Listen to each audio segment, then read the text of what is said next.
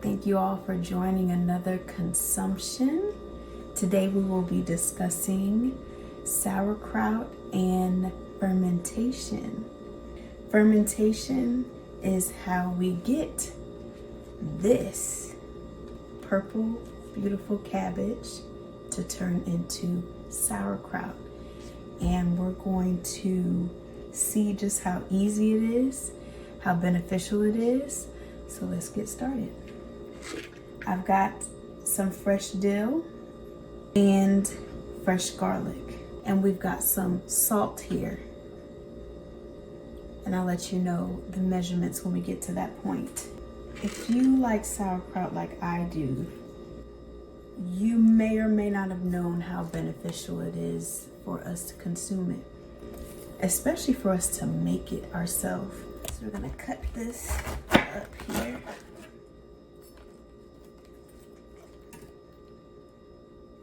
Look at that.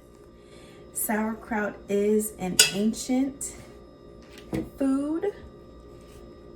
The German culture cultivated that for the most part in 1750.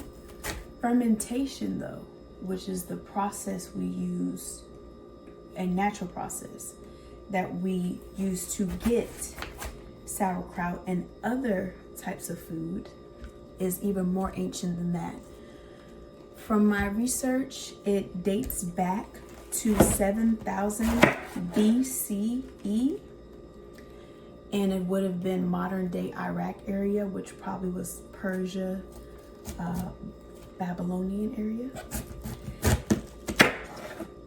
And the Sumerians were found to be using fermentation to barley to create beer. Yeah, so fermentation is used to make beer, is used to make, I think, every single type of cheese. Cultured bacteria, yeast, mold. Fermentation is also used with bread. That's how you get the true sourdough bread.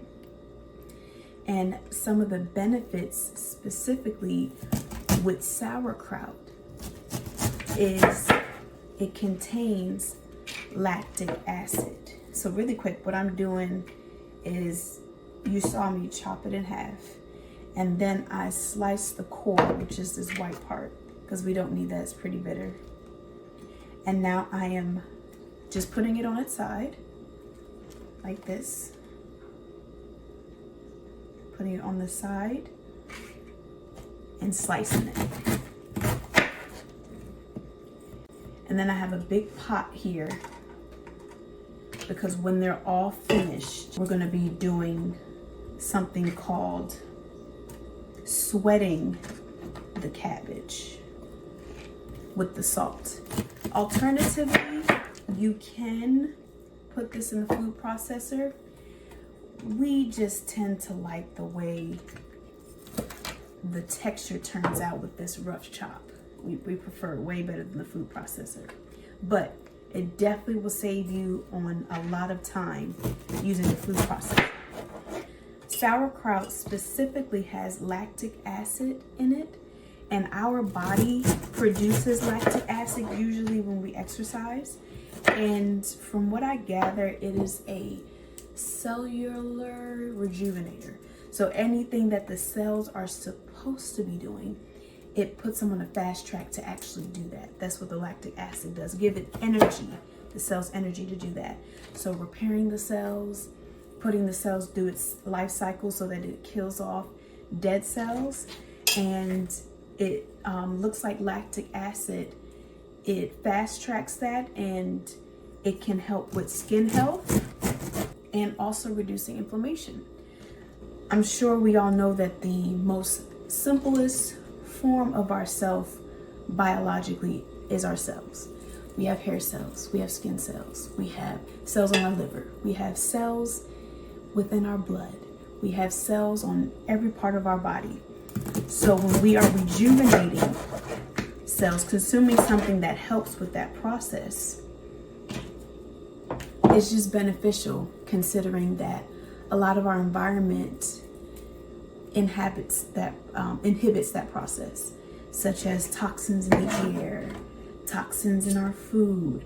So when we're eating something that is actually helping us, that's how it's doing it. It's getting it at the cellular level and essentially telling the cells what they need to be doing and not being destructive.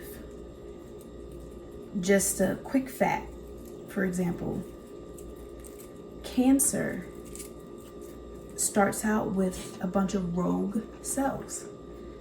Cells that have been copied and mutated from a deformed cell and no longer are functioning properly and are not able to be detected by other cells that look to destroy the body, look to destroy these destructive rogue cells. So consuming foods like this helps our body do what it's naturally supposed to be doing. When we consume certain things, we end up being the byproduct of what we consume. So this gets us back to the ancient way. Ancient foods gets us to the ancient way. All right, we're done chopping. We got a big old pot of some beautiful purple cabbage and purple hands. This cabbage actually, I heard, can be used for dyes. It can stain very well. If you don't want anything to turn purple, you better protect your area because it stains very well. Okay, so this is the fundamental process of creating sauerkraut. This is what gets the bacteria that naturally is on sauerkraut, cabbage, which creates sauerkraut. So we induce this process with salt. Plain old salt and cabbage makes sauerkraut. No vinegar, nothing like that. Now, what I am going to add is some dill because it adds such a beautiful flavor, almost like you're having pickles. It's literally just like that. So I'm gonna just do a rough chop.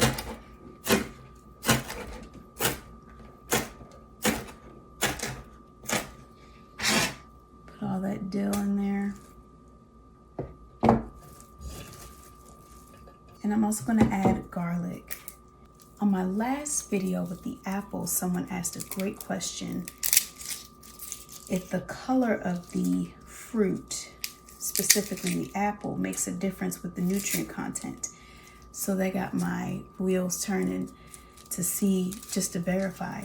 And I did find an article that said that while the content of vitamins are the same, there are a lot more of them in the darker apples, such as the Red Delicious.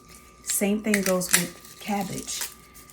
Green cabbage versus red cabbage has 10 times more flavonoids, which reduce cancer in the body. Actually, I believe fights it off altogether. There's more of it in the red cabbage, purple cabbage, whatever you want to call it. The darker the berry, the sweeter the juice. So that goes across the board. The Heavenly Father keeps it pretty simple with that. The darker, the better. Now with the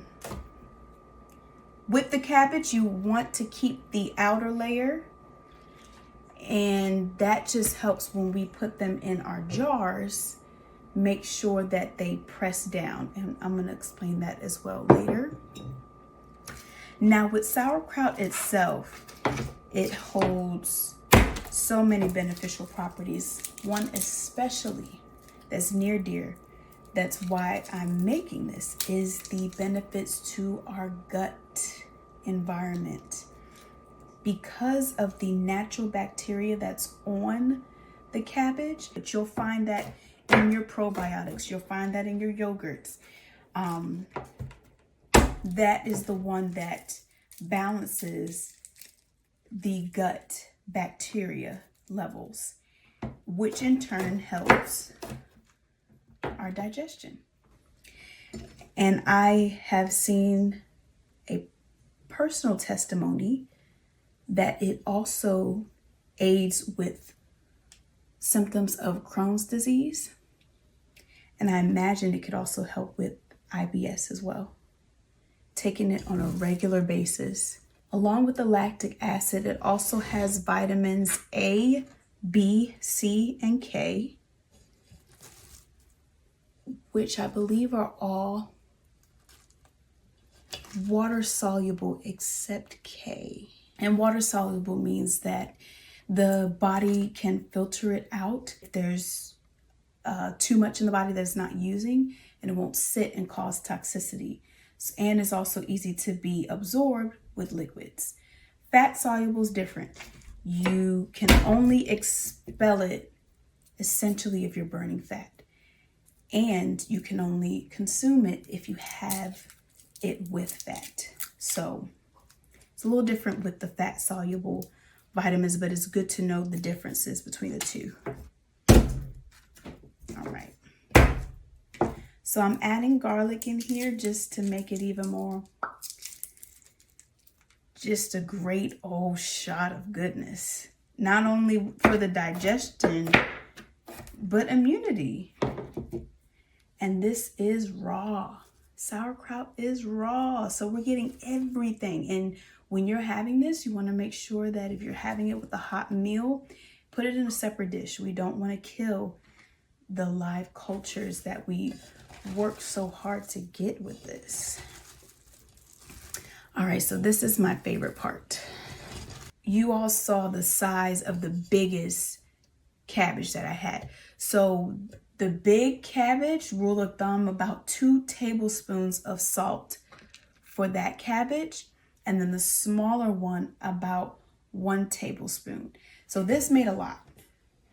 And the salt is the activator here. It makes the cabbage sweat. And that's what reduces it to make it not so cruciferous, to make it easier to chew. So I'm just putting it all in here. So that was that for that one big one. And this is for the small one. Now I'm evenly distributing the salt. The biggest head of cabbage, again, is 2 tablespoons of salt. And I'm using pink Himalayan salt. And then the smaller head of cabbage is about 1 tablespoon. Now, you find videos that are going to get really technical about the acidity levels, all that jargon. Not over here. We keep it simple. I've done this a good amount of times and it has always worked out perfectly. So yeah. And it doesn't taste over salty either. So that's my rule of thumb. That's what I go by and it works. So now the fun part, the non-dainty part. You want to get in there. You're crushing the fibers of the cabbage and helping it relax so it can sweat, like if we go in a sauna. Here, we're getting in there.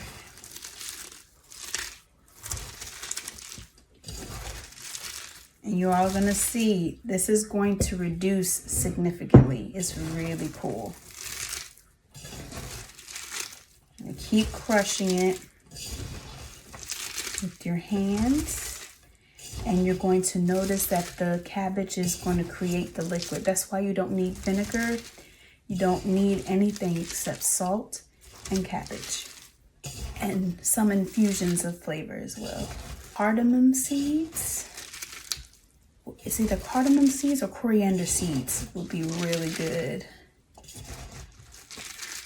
I usually just stick to the dill. Reminds me of a dill pickle.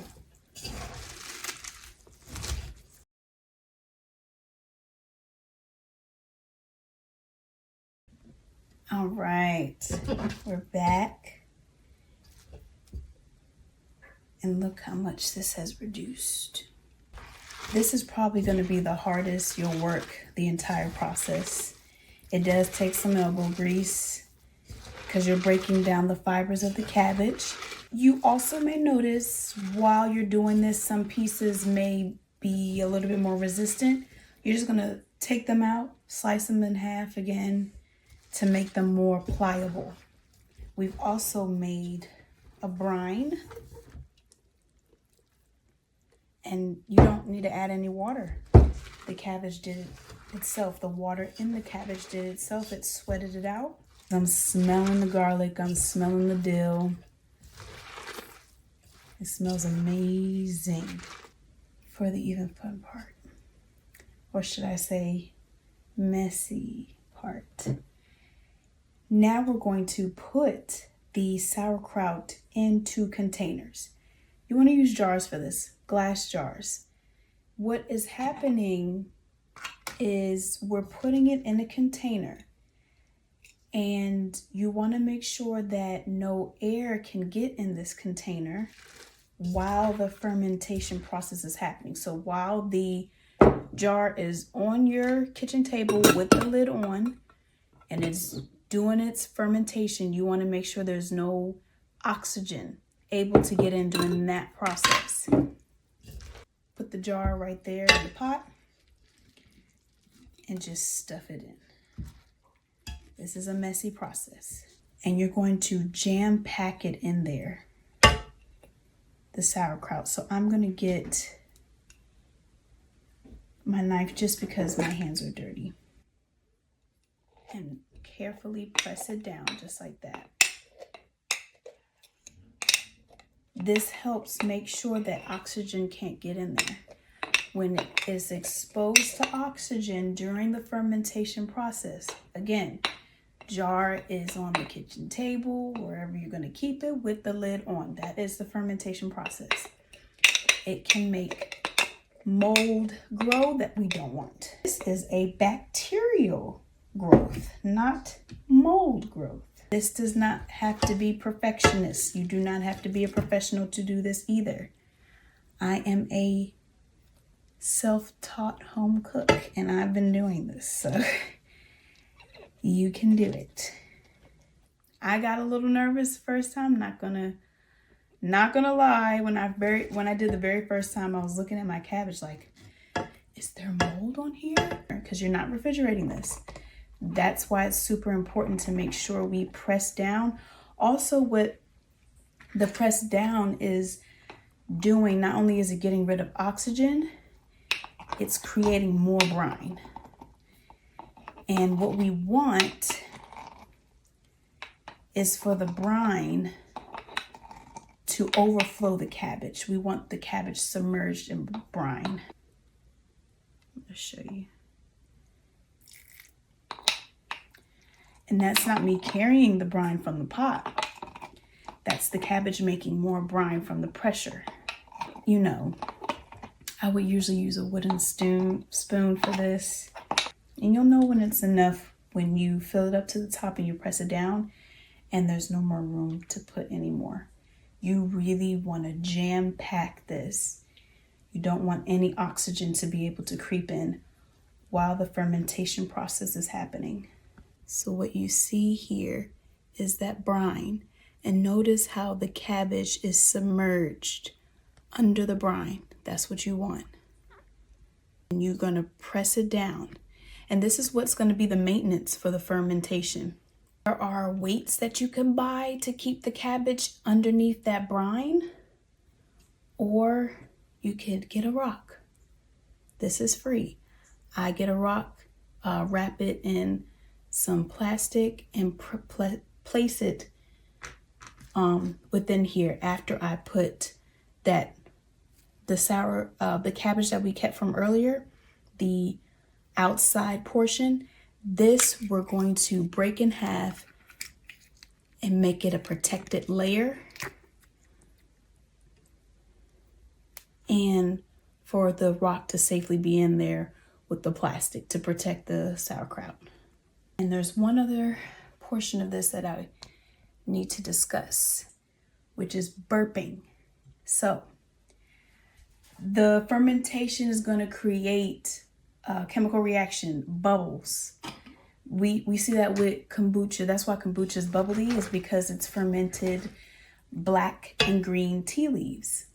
So with sauerkraut, what is important is you'll probably hear the sauerkraut hissing, going tss, the next day that you do this, because you're keeping it on the counter.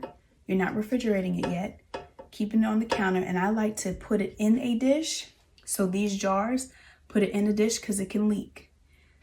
So when you hear it hissing, you're going to untwist the top of your jar. Untwist the top, which releases air, letting it burp, release gas.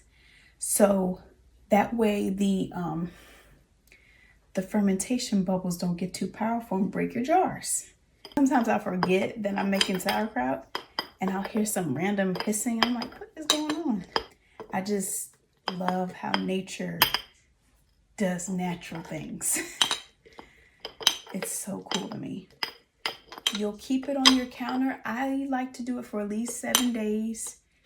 I believe you can go longer. The longer the better, but at least 7 days for me, 6 to 7 days. And it'll let you know too. You can taste it. I wouldn't start tasting it until around day 5, maybe day 4, to see how sour it is, because it's gonna get sour. That's why it's called sauerkraut. And if you like the flavor, you can go ahead. It's to your preference, but the longer the better, because the culture can mature and just be more vital, more beneficial. So this is going to be the weight. Again, just want to demonstrate. I'll put it in plastic. It's a clean rock though, so I might not even put it in plastic. You press it down in there, and this just acts as a weight to help the cabbage stay under the brine. That's your whole goal here. And there's a lot of brine in this one, so it's going to be easy. The more brine that it creates, the easier it is to keep it under the brine. And when you burp the jar, which is releasing the air, you want to also press down on it, especially if you see that the brine has, the cabbage has soaked it back up. You want to keep pressing it because it's going to create more brine, going to create more. So keep pressing it, and that's your maintenance. Burping, which is untwisting the top, press down, smell it, twist back tight, make sure no air can get in. That cabbage is under the brine that's created, and there you go. Then it's just a waiting game. Wanted to pop back in again. This was the leftover amount that would not fit in these size jars. I have 2 of them, and the cabbage only came up to about here, even when I put the outside leaves on it. So what I did was filled up the rest of it with the brine that was left over on this one, because we're not able to fill up the cabbage all the way to the top like we would. I just don't have any more cabbage. So that's why the jar is smaller. And just wanted to pop back in just in case you deal with any issue like that. Just keep an eye on it. It should really be fine. It's very resilient. So easy to eat ancient. Thank you for consuming this. I pray it's nourishing to your soul. And stay tuned for even more recipes that we'll be doing in the ancient kitchen to get us back on that ancient path. Thank you all for joining.